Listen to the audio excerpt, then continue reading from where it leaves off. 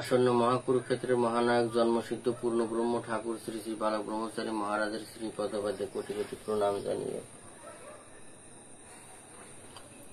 তারপর মুহূর্তে জানাই আমার সকল বেদকর্মী গুরু ভাই বোন, বয়োজ্যেষ্ঠ ব্যক্তি মা ভাই বোন সকলের উদ্দেশ্যে জানাই পরম পিতাহিত অবৈদিক তথা বৈপ্লবিক অভিনন্দন। রাম রায়ণ রাম, রাম রায়ণ রাম, রাম রায়ণ রাম।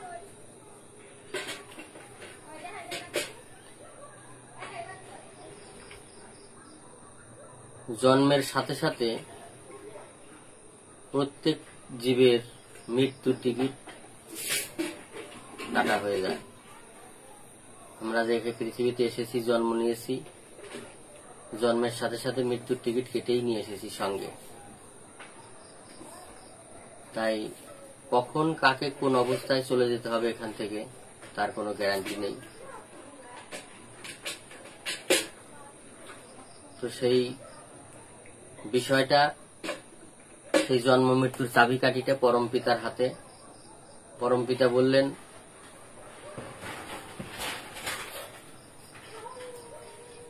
এই বিশ্বব্রহ্মাণ্ডে যত জীব আছে সমস্ত জীবের সমস্ত আত্মার ডিপার্টমেন্টের মালিক আমি।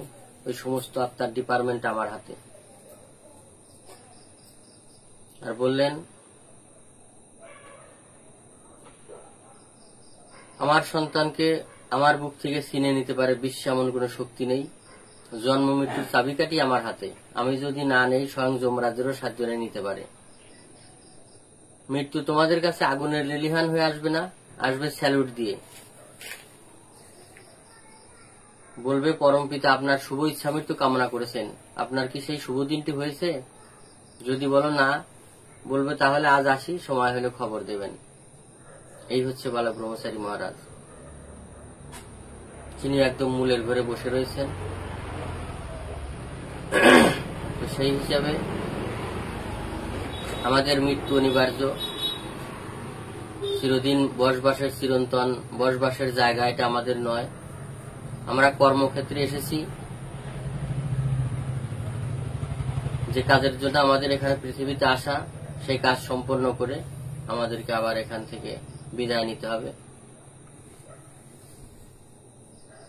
তাই সেই মৃত্যু আমাদের অনিবার্য। সবাইকেই চলে যেতে হবে এখান থেকে একদিন, দিন ফুরালে।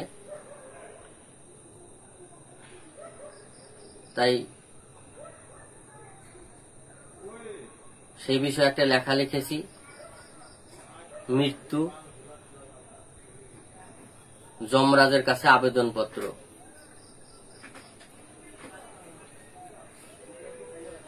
যমরাজ আমায় আসবে নিতে, প্রকৃতির দরবারে পৌঁছে দিতে। বিচারক বিচার করবে শেষে। আমার পরম পিতা যতক্ষণ পাশে না আসে ততক্ষণ অপেক্ষা তুমি করিও সে। অর্থাৎ মৃত্যু আমার একদিন হবে, আমি জানি। যমরাজ আমাকে নিতে আসবে, পরম পিতা পাঠিয়ে দেবেন। তো সেখানে আগেই আমি সেই মৃত্যুর কাছে, সেই যমরাজের কাছে আবেদনপত্র দিয়ে রেখেছি যে যমরাজ তো আমাকে নিতে আসবে একদিন, সে তো আমি জানি। প্রকৃতির দরবার আমাকে পৌঁছে দেবে এবং বিচারক বিচার করবে। আমি জীবনভর যা করে গেলাম সেটার বিচার হবে। শুধু আবেদন রেখেছি, তুমি আমাকে নিতে আসবে, আমার কোনো দুঃখ নেই, কিন্তু আমার পরম পিতা আমার পাশে যতক্ষণ না আসে ততক্ষণ কিন্তু তোমাকে অপেক্ষা করতে হবে। আমার পরম পিতা আসবে, তারপরে তুমি আমাকে নিয়ে কোথায় যাও, যেথায় খুশি যাও, কিন্তু আমার পরম পিতা না আসা পর্যন্ত তোমাকে অপেক্ষা করতে হবে সেই যমরাজকে। পরম পিতা আমার পাশে আসবেন, তারপরে যমরাজ তুমি আমাকে কোথায় নিয়ে যাও সেটা আমার দেখার নেই, কিন্তু পরম পিতা না আসা পর্যন্ত তোমাকে অপেক্ষা করতে হবে। সেই আবেদনপত্র আমি আগেই জমা দিয়ে রেখেছি। অর্থাৎ আমরা পরম পিতার সন্তানেরা প্রত্যেকেই হব মৃত্যুঞ্জয় বীর। মৃত্যুকে আমরা জয় করব, প্রত্যেকেই হব মৃত্যুঞ্জয় বীর। যত অপরাধ করেছি আমি, শাস্তি তো পাবো, নিজেও জানি। ভেবেছো তোমারে পেয়েছি ভয়, আমার কুকর্মের পাবো সাজা। দোষারোপ কেন করব রাজা, দোষ তো তোমার কিছুই নয়। অর্থাৎ আমি জীবনভর যত অন্যায় আকাম কুকাম যত অন্যায় অপরাধ করেছি সে শাস্তি তো প্রকৃতির দরবারে আমাকে পেতেই হবে, সেটা তো আমি জানি। তাই বলে তুমি যমরাজ ভেবেছো আমি তোমাকে ভয় পেয়েছি? না, ভয় পাইনি। আমার কুকর্মের পাবো সাজা, দোষারোপ কেন করবো রাজা? দোষ তো তোমার কিছুই নয়। অর্থাৎ আমার যে কর্ম করেছি সেই কর্ম অনুযায়ী আমি ফল পাবো, সেটাতে তোমার তো দোষের কিছু নয়। আমি তোমাকে ভয় পাইনি, শুধু আবেদন দিয়ে রাখলাম যে আমার পরমপিতা যতক্ষণ আমার পাশে না আসবে ততক্ষণ তুমি আমাকে নিয়ে যেতে পারবে না। মোর রক্তের গরম ছিল যখন, বিবেক বাধা দিলেও তখন দিয়েছি তাকে লাথি মেরে। আমার যা ইচ্ছা তাই করেছি, তোমার হাতে আজ পড়েছি, কি হবে বৃথা কান্না করে। অর্থাৎ আমার যখন রক্তের গরম ছিল, বিবেক অনেক বাধা দিলেও আমি বিবেককে লাথি মেরে দিয়েছি। আমি বিবেকের কথা শুনিনি, রক্তের গরমে গায়ের জোরে আমি যা ইচ্ছা তাই করেছি। আমার যা ইচ্ছা তাই করেছি, তোমার হাতে আজ পড়েছি, কি হবে বৃথা কান্না করে। অর্থাৎ আমি কান্না করেই বা কি লাভ, কারণ আজকে তোমার হাতে যমরাজের হাতে পড়েছি। যখন আমার রক্তের গরম ছিল বিবেক বাধা দিয়েছে, কিন্তু তাকে লাথি মেরে দিয়েছি, বিবেকের কথা আমি শুনিনি। আজকে তোমার হাতে পড়েছি, আজকে কান্না করেই বা আমার কি লাভ হবে। এসে খালি হাতে একা পথে, ফিরবো আবার একই মতে, পার হতে ভব সিন্ধু। যত দুঃখ জ্বালা যন্ত্রণা হতে আমায় চির শান্তি দিতে, তুমিই তো পরম বন্ধু। অর্থাৎ আমরা এই পৃথিবীতে সবাই খালি হাতে একা পথে এসেছি। এখানে খালি হাতে একা পথে এসে সবাইকে পেয়েছি, আবার সবকিছু পেয়েছি। খালি হাতে এখানে এসেছি, এসে টাকা পয়সা ধন সম্পদ গাড়ি বাড়ি সোনা দানা অট্টালিকা ব্যাংক ব্যালেন্স সবকিছু পেয়েছি। আবার সবাইকে পেয়েছি, বাবা মা ভাই বোন আত্মীয় স্বজন বন্ধু বান্ধব প্রতিবেশী বউ বাচ্চা সবাইকে পেয়েছি। তাই এই ভব সিন্ধু পার হতে আবার ফিরবো একই মতে। অর্থাৎ আবার সেই যেমন এসেছি খালি হাতে একা পথে, আমাদেরকে আবার সেই খালি হাতে একা পথে যেভাবে এসেছি সেভাবে আবার বিদায় নিতে হবে। অর্থাৎ সবাই পড়ে থাকবে, সবকিছু পড়ে থাকবে। এখানে যত কিছু পেয়েছিলাম, টাকা পয়সা ধন সম্পদ গাড়ি বাড়ি সোনা দানা অট্টালিকা ব্যাংক ব্যালেন্স এখানে উপার্জন করেছি, সেগুলো এখানেই পড়ে থাকবে, সেগুলো কিছুই আমার সঙ্গে যাবে না। আবার সেই খালি হাতে আবার আমাকে বিদায় নিতে হবে, এবং একা পথে। সঙ্গে যেমন কাউকে আনিনি, এখানে সবাইকে পেয়েছিলাম, এখানে এসে সবাই এখানেই পড়ে থাকবে, কেউ আমার সঙ্গের সাথী হবে না, কেউ আমার সঙ্গেও যাবে না, আমাকে একা পথে আবার যেতে হবে। তাই যত দুঃখ জ্বালা যন্ত্রণা হতে আমায় চির শান্তি দিতে, তুমিই তো পরম বন্ধু। অর্থাৎ এই পৃথিবীতে আমরা প্রত্যেকেই সবারই কোনো না কোনো ব্যথা বেদনা আছে, কারো বেশি কারো কম, কিন্তু ব্যথা বেদনা ছাড়া, রোগ শোক দুঃখ যাতনা ছাড়া এই পৃথিবীতে কেউ নেই। কারণ মৃত্যু আছে বলে ব্যাধি, আর ব্যাধি আছে বলেই ব্যাধির যন্ত্রণা সবাইকে ভোগ করতে হয়। তাই এখানে জন্ম মানে মৃত্যু, আর জন্ম মৃত্যু মানে দুঃখ জ্বালা যন্ত্রণা রোগ শোক অভাব অভিযোগ ব্যথা বেদনা এসবের আওতায় আমাদের পড়তে হয়। তাই আমরা এসব কিছু জয় করে, মৃত্যুকে জয় করে মৃত্যুঞ্জয় বীর হয়ে আবার সেই পরম স্থানে পরমের সঙ্গে পরমের কাছে যাব। তাই আমরা সেইভাবে যেন তৈরি হই, প্রত্যেকেই আমাদের যাত্রা পথের পাথেও আমরা যেন জোগাড় করে নিতে পারি। আমরা যেহেতু জানলাম টাকা পয়সা ধন সম্পদ গাড়ি বাড়ি সোনা দানা অট্টালিকা ব্যাংক ব্যালেন্স এগুলো এখানকার সম্পদ, কিন্তু সেখানে যাওয়ার সম্পদ কিন্তু এগুলো নয়, সেই পরমার্থ। এই পৃথিবীর এগুলো হচ্ছে পরমার্থ নয়, এগুলো হচ্ছে অর্থ। টাকা পয়সা ধন সম্পদ গাড়ি বাড়ি সোনা দানা অট্টালিকা ব্যাংক ব্যালেন্স এগুলো হচ্ছে পার্থিব বস্তু, পার্থিব অর্থ। আর পরমার্থ হচ্ছেন পরম পিতা, অর্থাৎ যেটা চিরকাল থাকবে, সঙ্গে যাবে।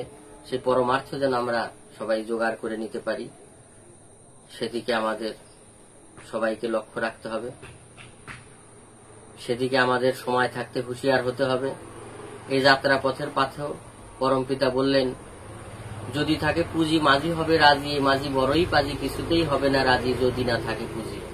অর্থাৎ সেই যাত্রাপথের পুঁজিও আমাদের এই সাথে সাথেই জোগাড় করে নিতে হবে।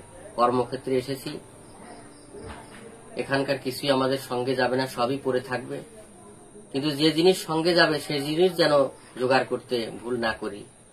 এই সবকিছুর সাথে সাথে আমরা সংসারে থাকবো, কিন্তু পাকাল মাছের মতো। পাকাল মাছ যেমন পাকে থাকে, গায়ে পাক লাগে না, কাদার মধ্যে থাকে, গায়ে কাদা লাগে না, ঠিক সেরকম ভাবে আমরা সংসার করব, সংসারে থাকবো, টাকা পয়সা, ধন সম্পদ, সোনা দানা, অট্টালিকা, ব্যাংক ব্যালেন্স সবকিছুর মাঝেই থাকবো, কিন্তু কোনো কিছু যেন আমাদেরকে স্পর্শ না করে।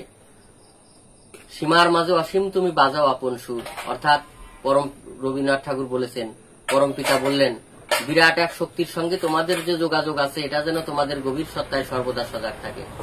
অর্থাৎ আমরা যে এখানে চিরদিন থাকবো না, আমাদের যে এখান থেকে চলে যেতে হবে এবং এর পাথেও আমাদের জোগাড় করে নিতে হবে, সেটা যেন আমাদের সবসময় সজাগ দৃষ্টি থাকে। তাহলে চলার পথে আমাদের আর কোনোই অসুবিধা হবে না। পরম পিতা বললেন, তোমরা যদি আমার কথা মতো চলো, এক একজন জুয়েল হয়ে যেতে পারবে এবং মৃত্যুর পরে বুক ফুলে যেতে পারবে। যারা মৃত্যুর পরে অনেকেই গেছে, তারা ঝোলা ভর্তি করে শুধু হায় হুতাশার আফসোস নিয়ে গেছে জীবনভর, যে হায় রে, যাদের জন্য এত কিছু করলাম তারা সবাই কোথায় পড়ে রইল, তারা কোথায়, আর আমি আজ একা কোথায়। শুধু এই হায় হুতাশার আফসোস। যাদের জন্য চিন্তা করতে গিয়ে সময় মতো পেটের খাবার ছিল না, যাদের পেটের খাবার গোছাতে গিয়ে নিজের পেটে খাবার ছিল না, যাদেরকে শান্তিতে ঘুম পাড়াতে গিয়ে নিজের চোখে সময় মতো ঘুম ছিল না, আজ তারা কোথায় পড়ে রইল, আমি আজ একা কোথায় পড়ে আছি। এরকম হায় হুতাশ আফসোস নিয়েই গেছে ছোলা ভর্তি করে, পারের করি আর নিয়ে যেতে পারিনি। তাই আমরা যেন সেই রকম হায় হুতাশ আর আফসোস দিয়ে ঝোলা ভর্তি করে না যাই, আমরা যেন পারের করি নিয়ে যেতে পারি। পরম পিতা যেভাবে বলেছেন, আমরা যেন বুক ফুলে যেতে পারি মৃত্যুর পরে, এবং পরম পিতার কথা মতো চলে আমরা যেন জুয়েল হয়ে যেতে পারি, আমাদের যেন কোনো আফসোস করতে না হয়। তাই সময় থাকতে যখনই দেহ রেখে চলে যাবে আত্মা, তখনই বুঝবে কি না কাম করেছি, তখন বদ্ধ ঘরে কান্নার দশা হবে, শত চেষ্টাতেও আত্মা আর দেহের ভিতরে ঢুকতে পারবে না। তাই সময় থাকতে আমাদের সেটা সজাগ হতে হবে। যতদিন দেহের মাঝে আসি ততদিন কাজ করতে পারবো, দেহাতীত হয়ে গেলে আর তখন আর কাজ করে কোনো লাভ হবে না।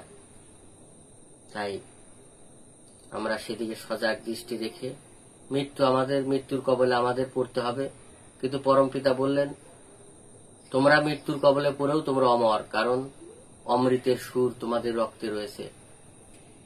তাই আমরা পরম পিতার সন্তান, আমরা যেন মৃত্যুকে জয় করে মৃত্যুঞ্জয় বীর হয়ে সেইভাবে বুক ফুলিয়ে জয়ী হয়ে যেতে পারি। পরম পিতার সাথে থাকবেন, আমরা চিরকাল পরম পিতার পাশে থাকবো, আর এই দুঃখ জ্বালা যন্ত্রণার পৃথিবীতে আসতে হবে না। মৃত্যু যখন হবে সেই মৃত্যু যেন একবারই হয়, বারবার যেন আর কোন রূপে আর এই পৃথিবীতে আসতে না হয়। এক জন্মেই যেন আমরা পারি হয়ে যেতে পারি পরম পিতার সঙ্গে, সেরকম টার্গেট, সেরকম প্রতিজ্ঞা আমরা সবাই করব এবং সেইভাবে সেই পথে চলব। পরম পিতার আশীষ আমাদের সঙ্গে রয়েছে, আমাদের চিন্তার কোনো কারণ নেই।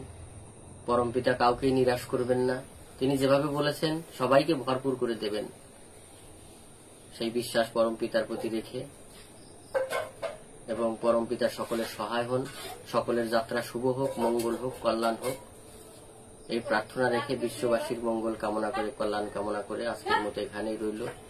সবাইকে বৈদিক অভিনন্দন। রাম রায়ণ রাম, রাম রায়ণ রাম, রাম রায়ণ রাম।